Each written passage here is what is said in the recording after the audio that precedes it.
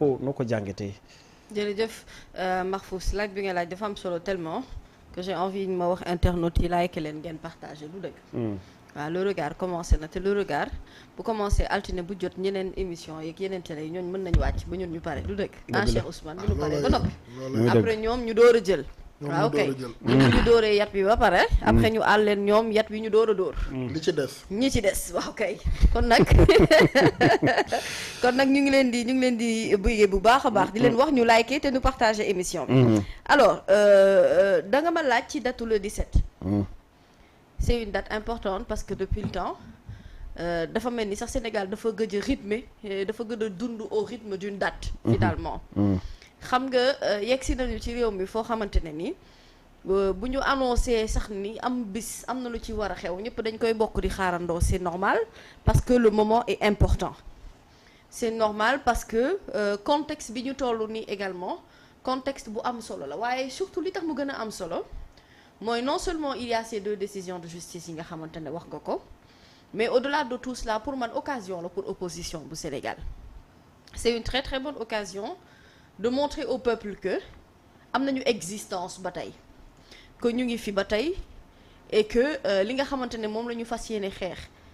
ci lu jëm non seulement ci wàllu libération Ousmane ak leneen lu ci nekk ak des questions de principe par rapport ak sunu démocratie ni mu tuddee jamono ji pour man jàpp naa ne le 17 boobu ça va être un moment boo xamante ne pas seulement que l'ACOS mais tous les acteurs politiques qui se disent de l'opposition ak ñi nga xamante ne ñoom ñooy une certaine frange de la population ak ñi nga xam ne xëy na daanaka bokk nañu ak ñu bari gis-gis ci lu jëm ci wàllu injustice yu bari yuy am wala dëkk bi ni muy doxee ak ni muy tëddee pour man jàpp naa ne date boobu seen date la war a doon. date la également boo xamante ne ni bu nu ko réussir ce sera un grand pari pour la démocratie sénégalaise.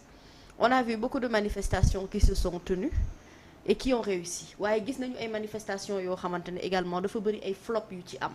te jamono ji flop moo ci warul pour la toute bonne et simple raison que danoo toll ci réew mi foo xamante ne ni wax naa ne soxlawul sax ñuy xam sa péete ci wàllum politique waaye li nga xamante ne moom la ñëpp àndandoo war a xeex muy ay décisions yoo xamante ne ni jàpp nañu ne bu ñu ko bàyyee mu continuer di wëy ak noonu dina gën a suuxal lu bëri lu jëm ci suñu wàllu démocratie. Donc ma jàpp ne le 17 boobu c'est une date hyper importante. C'est aussi un rendez-vous avec la justice. li tax mu nekk rendez-vous avec la justice mooy depuis décision bi nga xamante ne juge Sabassi Faye jël na ko sur l'affaire Ousmane Sonko nit ñi dañoo am benn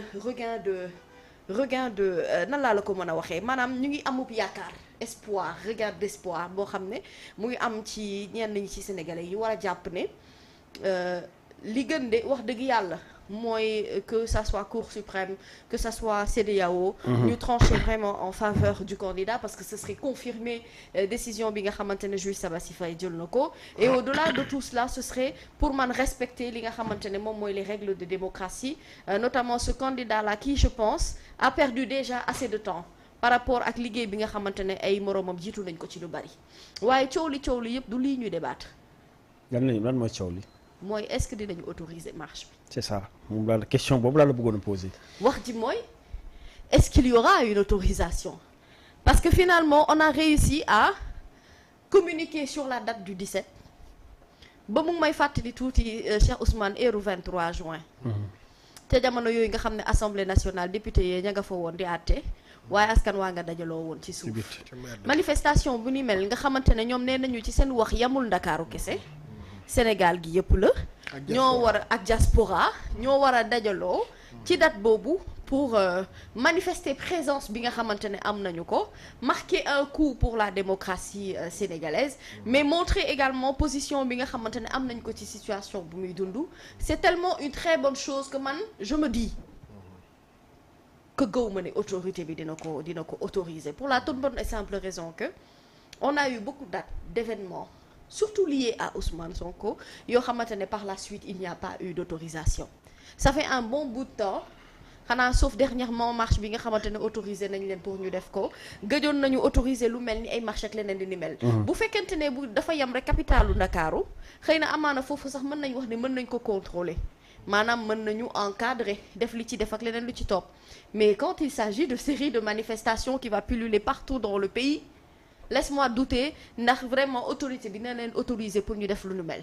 suñ ko autorisé ce serait une très très grande chose pour la démocratie sénégalaise parce qu'encore une fois je répète et pour man sama gëm-gëm la mooy ne acteurs politiques yi ak ci sénégalais tout bord foo mënti nekk pour man c'est des gens assez responsables boo xam ne débat d'idées mën na leen rassembler important bi mën na leen rassembler mais vu que xamuñu en réalité ban décision mooy génn autant ci CEDEAO que ci Cour suprême c'est un peu tu vois on va dire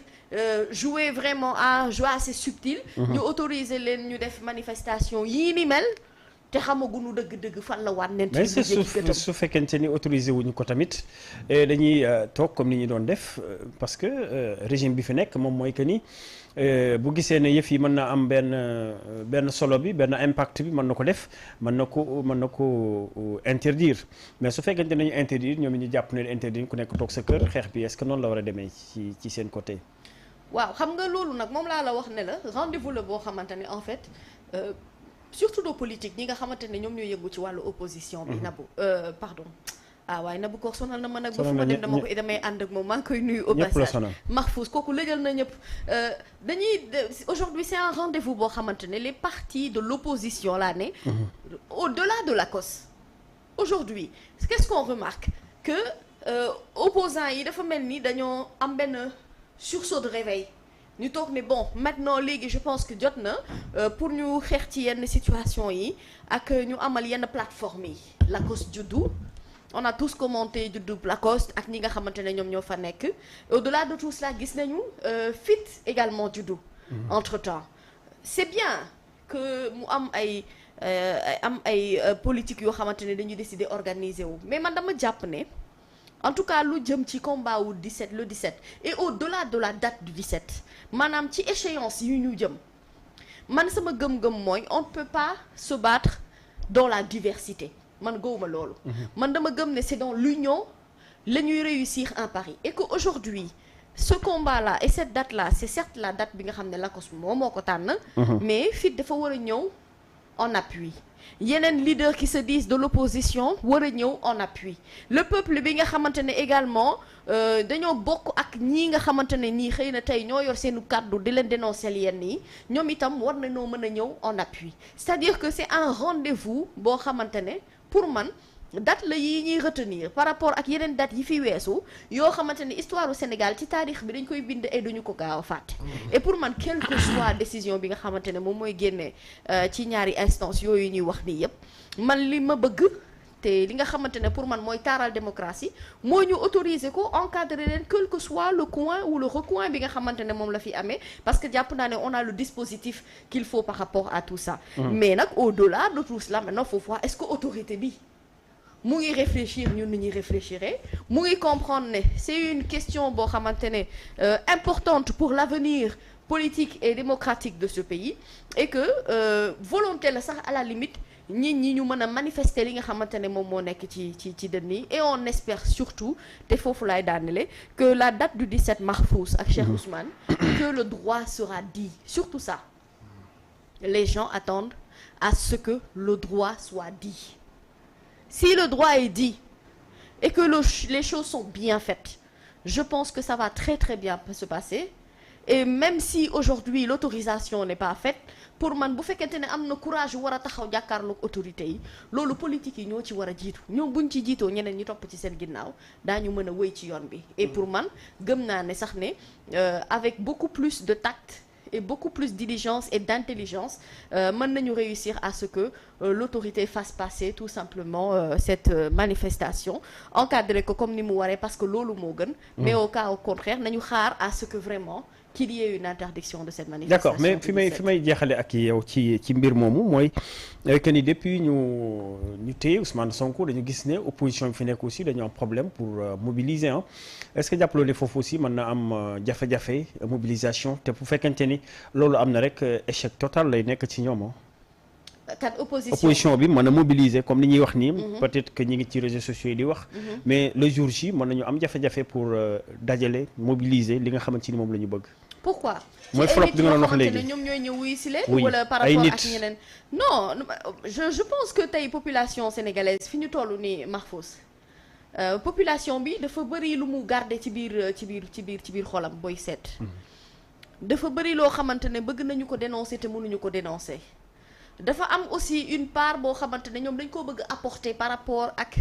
toute cette bataille qui est en train d'être menée mais je pense que ce peuple là fatigué de voir que ñi ñuy jàpp ci kaso yi bari nanu pour man am nañu benn degré de maturité boo xamante ne ni dina leen jaral ñu mën a ñëw accompagner leen ci li nga xamante ne moom mooy journée du 17 bi ndax enjeu bi ci nekk moo tax et gëm naa ne population sénégalaise justement dañu soxla loolu dañoo soxla ñu wan leen ne en réalité la liberté elle est toujours là que mu nekk liberté d'expression que mu nekk liberté de pouvoir montrer position bi nga xamante ne moom nga féete wala sax amub sañ-sañu wàcc ñëw accompagner benn esprit d'initiative sans pour autant que dara am ci foofu lay waxee ne pour man bu dee maturité dëgg-dëgg mu ngi ci côté du peuple man loolu laa gëm bu dee responsabilité aussi mu ngi ci côté du peuple loolu laa gëm il y a eu beaucoup de choses qui se sont passées ici peuple bi mënoon nañu wàcc Mahfouz te ils ne l'ont pas fait. D'ailleurs tout le temps ci émission bi souvent dañuy revenir sur le fait que Ousmane Sonko bi ñu ko arrêté il s'est rien passé il y a eu certes des manifestations des groupes de personnes yoo xamante ne manifester nañu seen colère mais ce n'est pas à la dimension de li ñu dundoon en termes de violence par rapport ak li nga xamante ne mooy histoire Ousmane Sonko yi bi ñu ko barricadé leneen la ca topp ak mi nga xam ne xewoon na ci réew mi donc pour man Sénégalais fi mu toll ni am na conscience ne ci élection mi ñu jëm li ñu fi dese ci ay weer bariwul et que am nañu moyen soppi li nga xamante ne moom moo fi nekk nii mais avant ñuy jublu ci ay élection dafa am combat bu ñu war a gagner ba pare et pour man ce combat là c'est de faire de telle sorte qu'il y ait la participation de tous ci rendez-vous bi ñuy jëm une participation inclusive et l'organisation d'élections transparentes que les gens refassent confiance à la justice sénégalaise et que la démocratie soit faite pour man base yooyu bu ñu ko asseoir mu nekk ay base yu solide après li état war a def mooy gunge accompagner ñu xaar décision bi nga xamante ne moom moo fay génnee te man wax dëgg yàlla ba keroog may gëm le contraire gëm naa ne le droit sera dit par rapport à cette affaire-là dans le sens vraiment de l'apaisement de ce pays dans le sens tout simplement de rétablir une part de vérité par rapport ak li nga xamante ne moom la ñuy dund et au-delà de tout cela bu nu fàtte ne wax ji lu muy bari yépp doole bi ak kattan wi askan wee ko moom mais opposition du ci tasaaroo la ñuy mën a lijjanti li ñuy defee il faut que ñoom ñu jéem a booloo comprendre ne fu mu nekk nii xeex bi bu ñu defandoowee bennub say loolu la ñuy gën a réussir li nga xam ne moom mooy pari bi ñu war a def waaye bu ñu tasaaroowee ñii taxaw nii ñii taxaw na le bu boobaa ñoom ndam gi nga xamante ne moom lañ ci ut du ma ne duñ ko am waaye dina jafe loolu. dina jafe pour ñu am ko merci.